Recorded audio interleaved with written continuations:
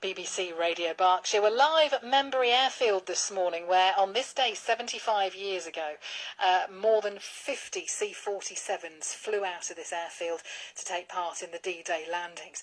We've just been speaking to the local theatre group who are bringing the stories of D-Day to South Hill Park Theatre in Bracknell. I'm joined now by one of our area's celebrated poets who's composed an original piece to honour those who lost their lives on the beaches of Normandy. Sarah Smith is with us now to tell us a little bit more about her uncle's role on Gold Beach in Normandy. And also Adam Tucker's here as well, an actor from Reading, to perform that poem alongside her. Sarah, tell me a little bit about how you came up with the poem then. Was it based upon those experiences? Yes, it's one of 5 or 6 poems in a series called Tracks, which is it covers lots of generations of a family, which is my family. But Bobby's story is the middle one, and that involves my uncle Bobby, who was 19 when he landed at D-Day in a tank on Gold Beach. And then how have you been able to piece together his experiences enough to get a handle on them, I suppose? There's some pieces that we know from family stories that have been passed down, and there's other pieces from his regiment, the Sherwood Rangers. They know very well what happened at different stages in the story. They went on from Gold Beach to liberate Bayeux the next day, and then down towards Caen, which is where my uncle died at 19 years old. 19 years old. Was it quite difficult collecting those memories before we move on to the actual writing of the poem? It must be quite difficult to hear about his experiences. It was, I think, particularly because it has an impact not just on those who died, but on their loved ones, on their families, and on generations of history. You know, the sacrifices that have been made were of the men themselves, but also of those who lost them, and that's a really important story to tell. And is it because of that you did feel it was an important story to tell? Because I guess it became a bit of a labour of love for you, did it? Very much so, yeah. It did have a big impact on my dad, particularly, who was 17 at the time, his younger brother, and Bobby's parents. So just to see the ripples of that on the family, yeah, that was the motivation.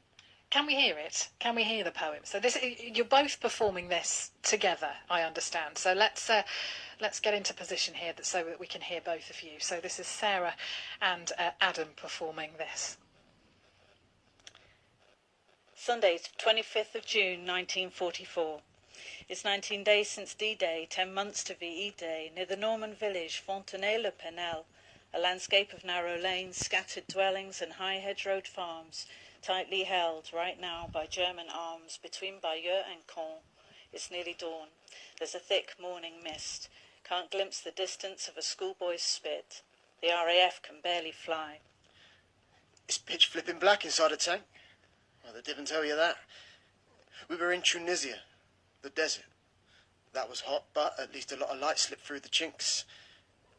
Here with my crew, I'm blind. But that's all right. I think I like it. An armour-plated place to hide, like a coin in a purse, in a safe, in a bank. Bobby's in the Sherwood Rangers in a Sherman tank. Just promoted to driver, but this is his first skirmish, and with the mist they're blind on every flank. Shermans. The Jerrys call them Tommy Cookers, 'cause they go up like a bonfire when they're hit. The Yanks call them Ronsons, like the lighters. Light up first time, every time.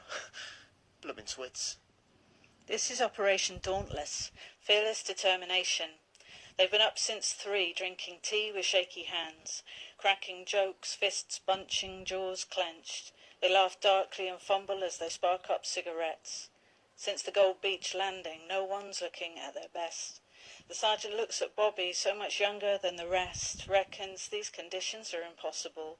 This is no time for a combat driving lesson.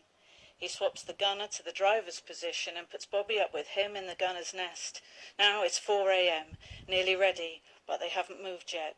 The artillery starts hammering to blast the way ahead. The triggers for the guns are at my feet.